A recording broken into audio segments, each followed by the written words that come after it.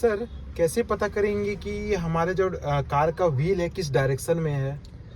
एक बहुत अच्छी ट्रिक है, किसी को नहीं है पता और ना कोई बताएगा आपको। कोई भी कार ड्राइविंग ये चीज़ नहीं बताता। मैं आपको बताऊंगा कि सबसे पहले हमें ध्यान रखना है गाड़ी कोई नहीं बताएगा कि आपके पाइप जो टायर हैं वो सीधे हैं या टेढ़े हैं। स्टीयरिंग में भी समझ में नहीं आता है। तो एक बेहतरीन ट्रिक बताऊंगा आपको मैं।